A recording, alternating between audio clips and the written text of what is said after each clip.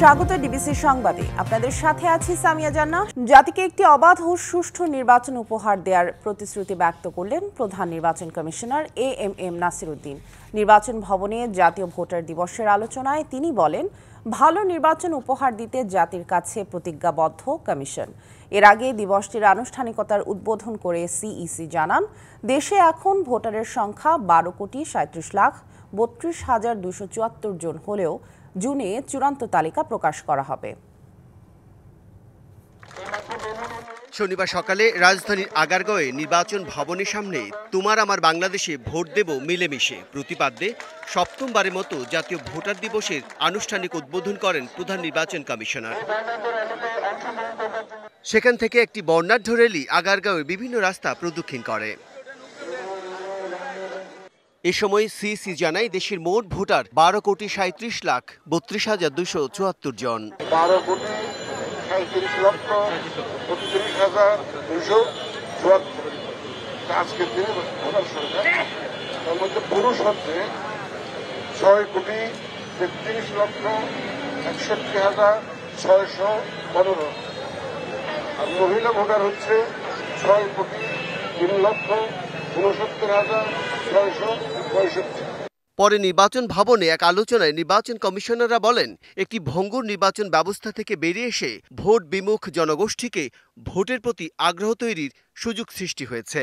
রক্ত দেখতে চায় না, হানাহানি দেখতে চায় না, চুরি বাটপারি দেখতে চায় না, ছিনতাই, ব্যালট পেপার সরিয়ে নেওয়া ইত্যাদি দেখতে চায় না। আমাদের যে বর্তমান নির্বাচন কমিশন দৃঢ়ভাবে বিশ্বাস করে এবং ইস্পাত কঠিন প্রতিজ্ঞাবদ্ধ,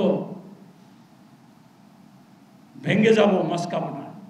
ইসি আর রাতের ভোট দেখতে চায় না বলেও মন্তব্য করেন নির্বাচন কমিশনাররা। রুমে যদি সেই ভোট অনুষ্ঠান করি তাহলে কি সেটা স্বচ্ছ হবে? নিশ্চয় হবে না।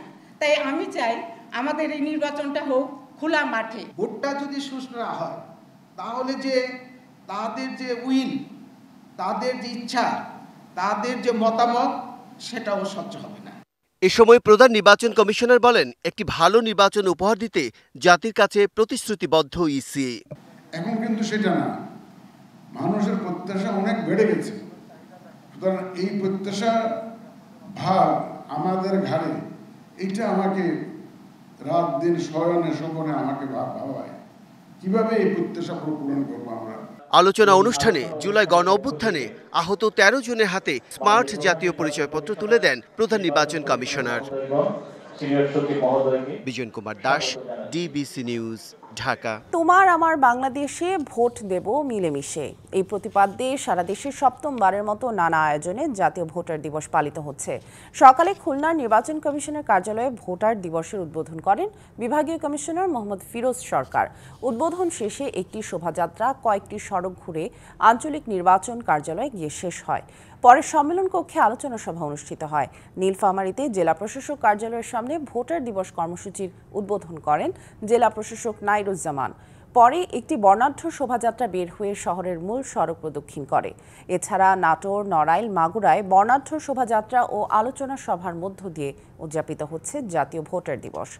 ভোটাধিকার সম্পর্কে জনসচেতনতা বাড়ানোর লক্ষ্যে 2018 সালের 2 মার্চ থেকে দিনটি পালন হয়ে আসছে। ভোটার দিবস উপলক্ষে মাঠ পর্যায়ে জেলা, উপজেলা ও কেন্দ্রীয় পর্যায়ে শোভাযাত্রা, আলোচনা সভার আয়োজন করা হয়েছে।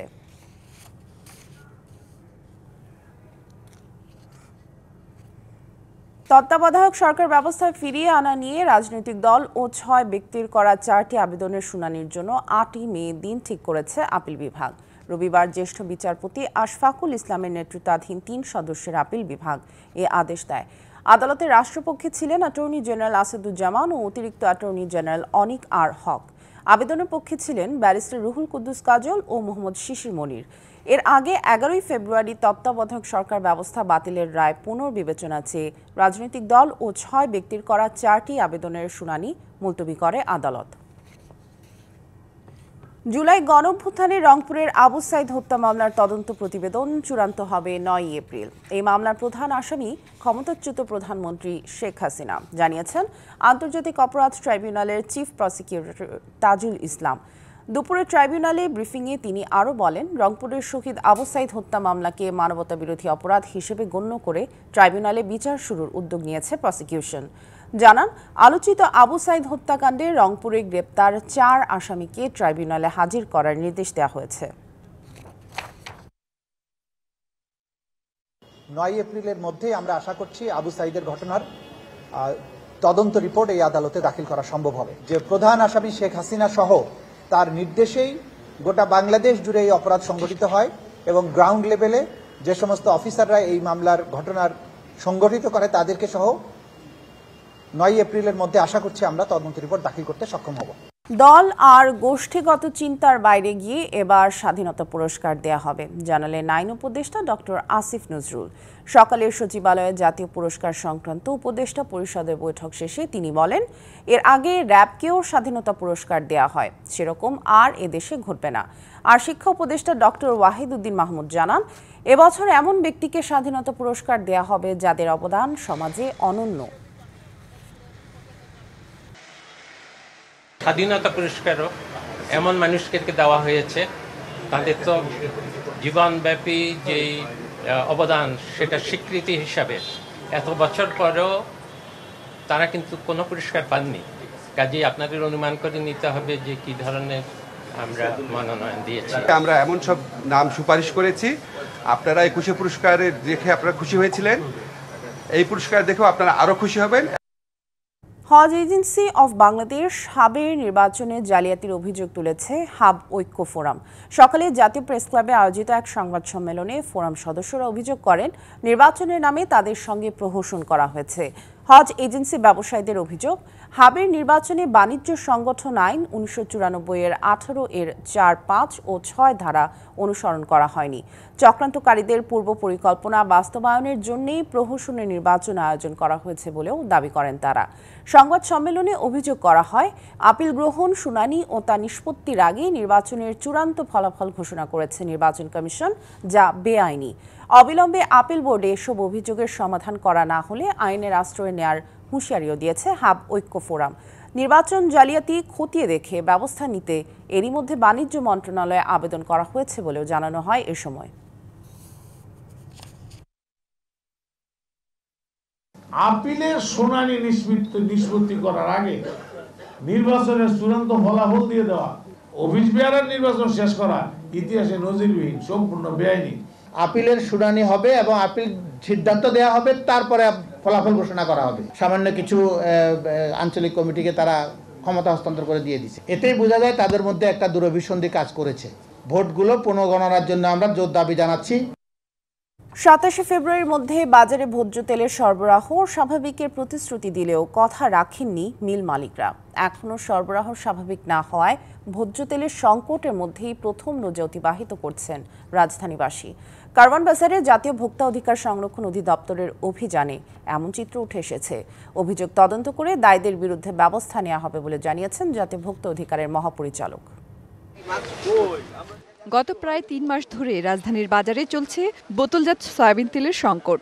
রমজান মাস শুরুর আগেই এই সংকট কাটবে বলে প্রতিশ্রুতি দিয়েছিলেন মিল মালিকরা।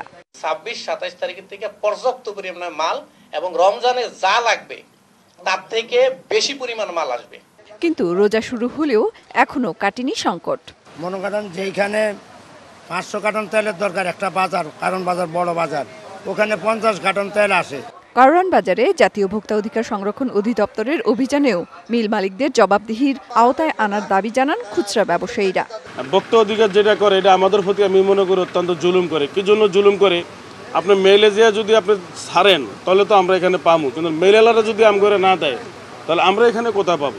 বিষয়টি খতিয়ে দেখতে তদন্ত কমিটি গঠন করা হবে বলে জানান ভোক্তা অধিকারের মহাপরিচালক। সর্বোচ্চ 15 দিনের মধ্যেই যদি পারি, এবং সর্বোচ্চ মানে 15 থেকে আমি বলবো 22 দিন, 3 সপ্তাহের মধ্যে রমজান শেষ একটা প্রতিষ্ঠানের তদন্ত এর আগে সম্ভব যদি হয় সেটাও আমরা করব। গত বছরের তুলনায় অন্যান্য পণ্যের দাম সহনীয় পর্যায়ে আছে বলেও মনে করেন মেহের মনি, ডিবিসি নিউজ, ঢাকা। এখন দেখবেন সানকুইক নিবেদিত ঈদ বাজারের খবর।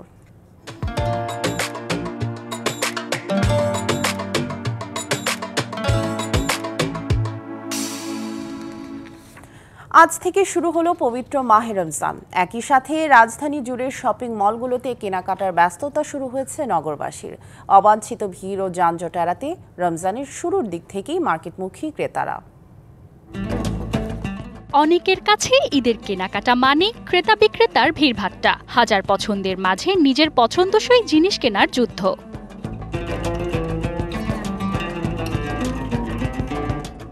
তাই রমজানের শুরুতে ভিড় এড়িয়ে কেনাকাটা সারছেন কেউ কেউ। এমন দৃশ্যের দেখা মেলে রাজধানীর মৌচাক মার্কেটে। রোজা রেখে ক্লান্ত শরীর নিয়ে পরিবারের সবার জন্য কেনাকাটা করা কষ্টসাধ্য, তাই রোজার শুরুর দিনগুলোকে বেছে নিচ্ছেন ক্রেতারা। আজকে প্রথম রমজান, যার কারণে ইফতারির আগে আসা। ভোগান্তির থেকে বাঁচার জন্য আর কি বেবিকে নিয়ে আর কি ফার্স্ট টাইম আসছি আজকে। রিজনেবল প্রাইসে পাওয়া যায় তাই ফ্রেন্ডের সাথে এখন আসা। দুইটা কুর্তি কিনছি, একটা প্যান্ট কিনছি, আর দেখি নিজের মতো কি করে কেনা যায়। ইফতার ও সেহরির নানা আয়োজনে ব্যস্ততার মাঝে সময় স্বল্পতার কারণেও রমজানের শুরুর দিকে দোকানমুখী ক্রেতারা। রমজান শুরু হয়ে গেলে ইবাদতের একটা ব্যাপার থাকে, দিনের মধ্যে সময়গুলো তো ওভাবে ভাগ করে খরচ করা লাগে, তখন তো অনেক সময় ধরে শপিং এ আসা হয় না। পূর্ব অভিজ্ঞতা যেটা বলে যে অন্যান্য দিনগুলোতে ভিড় বেশি থাকে। গত বছরের তুলনায় এবার ভালো বেচাকেনার আশা বিক্রেতাদের। শবে বরাতের পর থেকে আলহামদুলিল্লাহ আমাদের সেল টুকটাক ভালো হচ্ছে। আশা করতেছি যে সামনে আমাদের আরো ভালো সেল হবে ইনশাআল্লাহ। 5 রমজান থেকে 20 রমজান পর্যন্ত ভালো বেচাকেনা হয় আমাদের। কেউ এসেছেন বন্ধু বান্ধবের সাথে, কেউ বা এসেছেন পরিবার নিয়ে। অতিরিক্ত ভিড় এড়াতে রমজানের শুরুতেই ঈদের কেনাকাটা সেরে নিচ্ছেন ক্রেতারা। নিজের পছন্দসই জিনিস কিনে বাড়ি ফিরছেন তারা। রমজানের শুরুতে ক্রেতাদের এমন সমাগম দেখে খুশি বিক্রেতারা। মাঞ্জু মাফরোজ, নীলিমা, ডিবিসি নিউজ, মৌচাক মার্কেট, ঢাকা। রোজার প্রথম দিনে ইফতার বাজার পরিস্থিতি জানাতে রাজধানীর বেইলি রোড থেকে সরাসরি যুক্ত হচ্ছেন সহকর্মী রাকিব হোসেন। রাকিব, প্রথম রোজার দিনে ইফতারের বাজার কেমন জমে উঠেছে? কোন কোন ইফতার আইটেম বেশি সাড়া ফেলেছে এবার?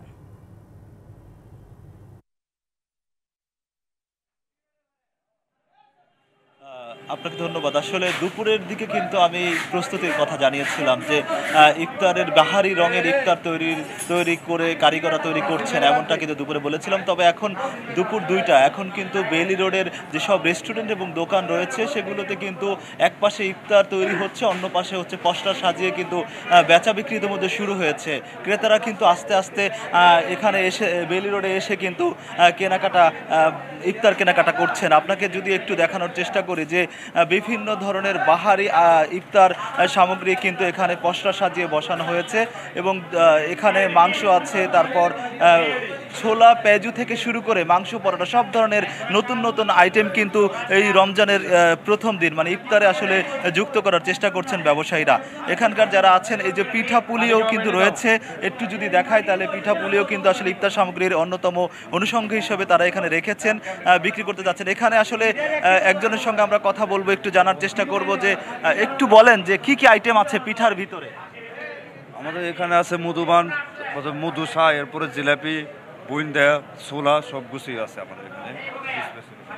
উনি যেমনটা বলছিলেন যে বিভিন্ন ধরনের আসলে পিঠাপুলি এখানে রাখা হয়েছে যাতে ইফতারে আসলে নতুন মাত্রা যোগ করে। এবং একটা বিষয় একটু জানিয়ে রাখি যে ক্রেতারা কিন্তু এখন আস্তে আস্তে কিন্তু এই বেইলি রোডে ইফতার সামগ্রী কিনতে কিন্তু জড়ো হচ্ছেন, তারা কিনছেন এবং বেচা বিক্রি ইতিমধ্যে শুরু হয়েছে। বিভিন্ন ধরনের ইফতার সামগ্রী কিন্তু এই বেইলি রোডে বরাবরের মতো বরাবর যে ধরনের ইফতার সামগ্রী হচ্ছে বিক্রি এখানে তারা হচ্ছে বানিয়েছিলেন, বরাবরের মতো এবারও কিন্তু একই রকম হচ্ছে ইফতার সামগ্রী আসলে তৈরি করছেন। একটু যদি দেখাই আপনাদের যে এই বেইলি রোডের এই যে বিভিন্ন রেস্টুরেন্টের কিন্তু এক পাশে হচ্ছে ইফতার সামগ্রী পসরা সাজিয়ে বসানো হয়েছে, অন্য পাশে কিন্তু হচ্ছে এই যে ইফতার সামগ্রী কিন্তু হচ্ছে তৈরি করছে। এখানকার ব্যবসায়ী যারা রয়েছেন তারা কিন্তু বলছেন যে সন্ধ্যা পর্যন্ত মানে ইফতারের আগ মুহূর্ত পর্যন্ত কিন্তু তাদের এই তৈরি কার্যক্রম কিন্তু কারিগররা চালাবেন এবং বেচা বিক্রি কিন্তু এখনো শুরু হয়েছে। তবে বেইলি রোডের যদি সবশেষ পরিস্থিতি বলি তাহলে ইফতার সামগ্রীর বাহারি রঙের নানা ধরনের ইফতারি কিনতে কিন্তু ঢাকার বিভিন্ন প্রান্ত থেকে ক্রেতারা কিন্তু আসতে শুরু করেছেন, জমে উঠতে শুরু করেছে বেইলি রোডের ইফতার বাজার। এই ছিল বেইলি রোড থেকে সবশেষ। রাকিব, ধন্যবাদ আমাদের সাথে যুক্ত হওয়ার জন্য। প্রজ্ঞাপন দিয়ে বাংলাদেশ কৃষি বিশ্ববিদ্যালয়ে ছাত্র রাজনীতি নিষিদ্ধ করা হলেও সরব ছাত্রদল ও ইসলামী ছাত্র শিবির। প্রকাশ্যে মিটিং মিছিল করছে ছাত্রদল, তৎপরতা চালাচ্ছেন শিবিরের নেতারাও। শিক্ষার্থী বান্ধব ছাত্র রাজনীতি চালুর পক্ষে সবাই। উপাচার্যও বলছেন ছাত্র রাজনীতি বন্ধ করা কোনো সমাধান নয়, প্রয়োজন খারাপ দিক বাদ দেয়া। কৃষি শিক্ষা ও গবেষণার ব্রত নিয়ে ময়মনসিংহে ১৯৬১ সালে যাত্রা বাংলাদেশ কৃষি বিশ্ববিদ্যালয়ের। প্রতিষ্ঠার শুরু থেকে ছিল ছাত্র রাজনীতি, কিন্তু আধিপত্য বিস্তার নিয়ে হানাহানিতে অকালে ঝরেছে অন্তত ১৫ প্রাণ। জুলাই বিপ্লবে আওয়ামী লীগ সরকারের পতনের পর এখন ছাত্রলীগ শূন্য ক্যাম্পাস। শিক্ষার্থীদের দাবির মুখে প্রশাসন সব ধরনের রাজনীতি নিষিদ্ধ করলেও বাস্তবতা ভিন্ন। মিছিল মিটিং সহ ক্যাম্পাসের নানা কার্যক্রম চালিয়ে যাচ্ছে ছাত্রদল। নিষিদ্ধ নয়, প্রয়োজনীয় সংস্কারের পর ছাত্র রাজনীতি চায় তারা। ছাত্রলীগের অপরাধের জন্য অন্যান্য ছাত্র সংগঠনের রাজনীতিকে গলা টিপে ধরা হচ্ছে। বাংলাদেশ কৃষি বিশেষ ছাত্রদল কখনোই এটাকে গ্রহণ করে না। মিছিল মিটিং না করলেও দাওয়াতি কার্যক্রম, বৃত্তি প্রদান সহ নানাভাবে শিক্ষার্থীদের কাছে যাচ্ছেন ইসলামী ছাত্র শিবিরের নেতারা। অতীতের লেজুর বৃত্তির ধারা ভেঙে শিক্ষার্থী বান্ধব ছাত্র রাজনীতি চালুর দাবি তাদের। টেন্ডার, চাঁদাবাজি, হল দখল, সিট দখল, এগুলোর বিপক্ষে আমরা চাই যে এমন ধরনের ছাত্র রাজনীতি আসুক, যে ছাত্র রাজনীতিতে ছাত্রদের কল্যাণ হবে। সমাজতান্ত্রিক ছাত্র ফ্রন্ট ও ছাত্র ইউনিয়ন নেতারাও বলছেন তারা ছাত্র রাজনীতির পক্ষে, তবে বন্ধ করতে হবে টেন্ডারবাজি, চাঁদাবাজি, হল দখল, গণরুম, গেস্টরুম কালচার। ছাত্র রাজনীতি যে ভয়াল যে বিষয়গুলো ছিল, গণরুম, গেস্টরুম, এই কালচারগুলো থেকে বেরিয়ে এসে রাজনীতির যে চর্চা সেটা এই ক্যাম্পাসে চালু করতে সব সংগঠনই আগ্রহী। এখানে যে অগণতান্ত্রিক বিভিন্ন ধরনের সিদ্ধান্ত গ্রহণ করা হয়, এটার বিরুদ্ধে কথা বলতে গেলে কিন্তু একটা গণতান্ত্রিক শক্তি প্রয়োজন, একটা মত প্রকাশের স্বাধীনতার প্রয়োজন। এই বিশ্ববিদ্যালয়ে বৈষম্য বিরোধী ছাত্র আন্দোলনের কোনো কমিটি নেই, তবে আন্দোলনে নেতৃত্ব দেওয়া শিক্ষার্থীরা বলছেন গণতান্ত্রিক ধারা ও প্রশাসনের একমুখী নীতির বিরুদ্ধে কথা বলার জন্য হলেও রাজনীতির প্রয়োজন। আমাদের বিশ্ববিদ্যালয়ে এখন বৈষম্য বিরোধী ছাত্র আন্দোলনের কোনো কমিটি নাই। এখন সবাই নিজের মতোই, নিজের দল বা সংগঠনে যারা ছিল সাধারণ শিক্ষার্থীদের মতো এইভাবেই ঘরে ফিরে গেছে আর কি। ক্যাম্পাসে রাজনীতির ইস্যুতে ছাত্র সংগঠনগুলোর সুরেই কথা বলছেন উপাচার্য। ছাত্র রাজনীতি খারাপ জিনিস নয়, কিন্তু লেজুর ভিত্তিক রাজনীতি এবং ওইটার মধ্যে যে সত্যিকার অর্থে যে জিনিসগুলোর জন্য খারাপ পরিস্থিতি হয় সেই জিনিসগুলো সংস্কার করে, সেই জিনিসগুলো সত্যিকার অর্থে মেরামত করে ছাত্র রাজনীতি না চলার কোনো কারণ নেই। আর যেন হল দখল, চাঁদাবাজি, র্যাগিংয়ের নামে নিপীড়ন না হয় সে ব্যাপারে প্রশাসনকে সতর্ক থাকার তাগিদ সবার। DBC news desk. বিভিন্ন ক্যাডারের কর্মকর্তাদের সাময়িক বরখাস্তের প্রতিবাদে সারা দেশে কর্মবিরতি পালন করছে 25টি ক্যাডারের সম্মিলিত আন্তঃক্যাডার বৈষম্য নিরসন পরিষদ। বিভিন্ন প্রতিষ্ঠানের সামনে কালো ব্যাজ ধারণ করে কর্মসূচি পালন করছেন সরকারি কর্মকর্তাদের এই সংগঠনের সদস্যরা। ফলে কার্যালয়গুলোতে বাধাগ্রস্ত হচ্ছে স্বাভাবিক কাজ। সকালে সিলেট ও চাঁপাইনবাবগঞ্জে কর্মবিরতি পালন করেন ক্যাডাররা। বক্তারা বলেন, ফেসবুকে লেখালেখির কারণে 25 ক্যাডারের 13 কর্মকর্তাকে সাময়িক বরখাস্ত করা হয়েছে।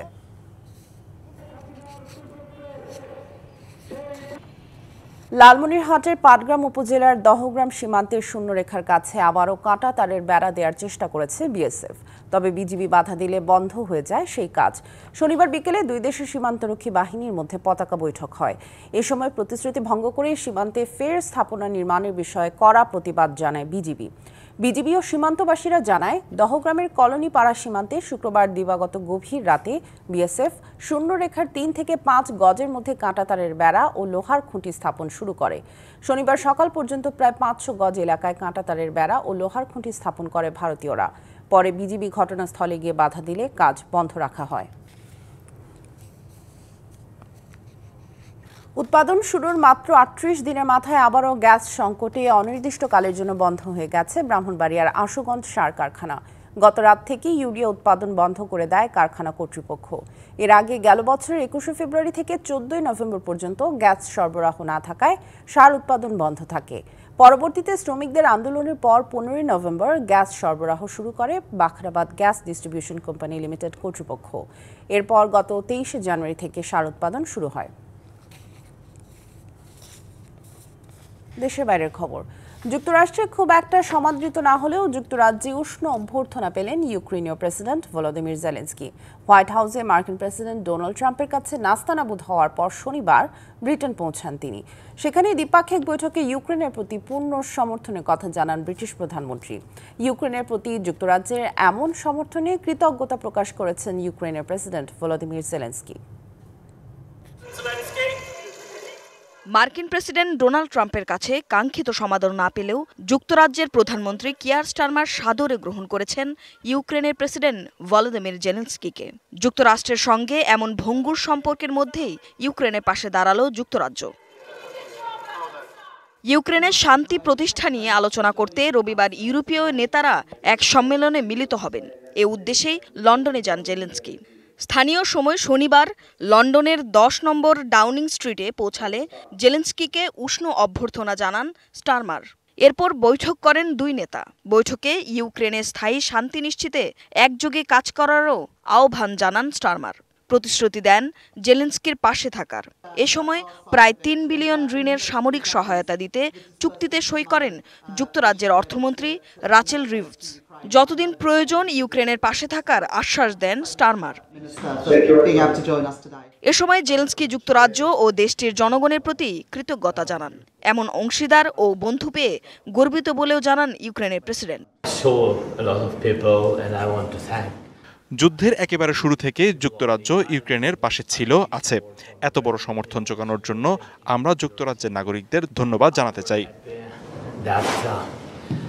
এদিকে ট্রাম্পের সঙ্গে বাকবিতণ্ডার পর জেলেনস্কি ও ইউক্রেনের প্রতি তাদের সমর্থন জানিয়েছেন অধিকাংশ ইউরোপীয় নেতা। Tumpa Tarafdar, DBC news desk. Ramzan মাসকে ঘিরে ব্যস্ত সৌদি আরব সহ অন্যান্য মুসলিম দেশগুলো। রোজা রাখার মধ্য দিয়ে পবিত্র এই মাসকে বরণ করে নিয়েছেন বিশ্বের 1.8 বিলিয়নের বেশি মুসলিম। মসজিদে মসজিদে আদায় করা হচ্ছে তারাবি। বিশ্বজুড়ে শান্তি আর ভ্রাতৃত্বের বার্তা নিয়ে এসেছে পবিত্র রমজান মাস। রীতিনীতি আর ঐতিহ্য ধরে রাখতে ব্যস্ত মুসলিম পরিবারগুলো। রমজান উপলক্ষে কেনাকাটায় ব্যস্ত পাকিস্তানের বাসিন্দারা। ভিড় জমেছে করাচির বাজারে। গেল বছরের তুলনায় এ বছর পণ্যের দাম অনেকটা স্থিতিশীল থাকায় স্বস্তি ক্রেতাদের মাঝে। প্রথম রোজার তারাবি নামাজ আদায় করতে মসজিদে মসজিদে জমায়েত হন মুসল্লিরা।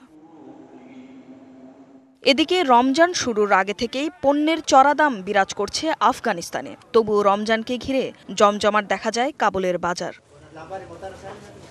এদিকে জনসংখ্যার দিক দিয়ে বিশ্বের সর্ববৃহৎ মুসলিম দেশ ইন্দোনেশিয়ার রাজধানী জাকার্তায় শুক্রবার তারাবি নামাজের মধ্য দিয়ে রমজান মাস শুরু হয়। জমে উঠেছে বাহারি ইফতার বাজারও। সিয়াম সাধনার এই মাসকে ঘিরে প্রতি বছরের মতো মিশরের রাস্তাগুলো এবারও সেজেছে নতুন রূপে। বাহারি রঙের ফানুস ও নান্দনিক আলো আলোড়ন ছড়াচ্ছে প্রতিটি বাড়ির বারান্দায়। রয়েছে হরেক রকম খাবারের সমারোহ। রমজানে ব্যস্ত সংযুক্ত আরব আমিরাতের শহর দুবাইও। বাহারি রকমের খাবারের দোকানে সরগম অলিগলি রাস্তাঘাট। পিছিয়ে নেই তুরস্ক। মসজিদের মিনারগুলোই জ্বলছে কান্দিল নামের বাতি। Tumpa Tarafdar, DBC news desk. চট্টগ্রামের পতেঙ্গা সমুদ্র সৈকতে পুলিশ কর্মকর্তাকে মারধরের ঘটনায় আরও 10 জনকে আটক করা হয়েছে। গভীর রাতে নগরীর 5 লাইশ এলাকা থেকে তাদের আটক করা হয়। পুলিশ বলছে গ্রেপ্তারকৃতরা চিহ্নিত মাদকসেবী ও ছিনতাইকারী। এ নিয়ে এখন পর্যন্ত মোট 12 জন ধরা পড়ল। সাভারের আশুলিয়ায় মাদক মামলার যাবজ্জীবন সাজাপ্রাপ্ত আসামি বিল্লাল হোসেনকে গ্রেপ্তার করেছে পুলিশ। তার বিরুদ্ধে জুলাই গণহত্যার মামলা সহ একাধিক মামলা রয়েছে। 7 দিনের রিমান্ড আবেদন করে আদালতে পাঠানো হয়েছে। জামালপুরে বাসের ধাক্কায় অটোরিকশার একজন যাত্রী নিহত হয়েছেন। আহত অটোরিকশায় থাকা বাকি 3 যাত্রী। পরে বিক্ষুব্ধ জনতা বাসটিতে আগুন ধরিয়ে দেয়। সকালে উপজেলার শরীফপুরে জামালপুর ময়মনসিংহ মহাসড়কে এ দুর্ঘটনা ঘটে। বগুড়ার জলেশ্বরী তলা এলাকায় এনাম ক্লিনিক অ্যান্ড ডায়াগনস্টিক সেন্টারে অবহেলা এবং ভুল চিকিৎসায় রোগী ও গর্ভে থাকা সন্তানের মৃত্যুর অভিযোগ উঠেছে। ক্ষুব্ধ স্বজনেরা ক্লিনিকের সামনে অবস্থান নিয়ে ভাঙচুরের চেষ্টা চালান।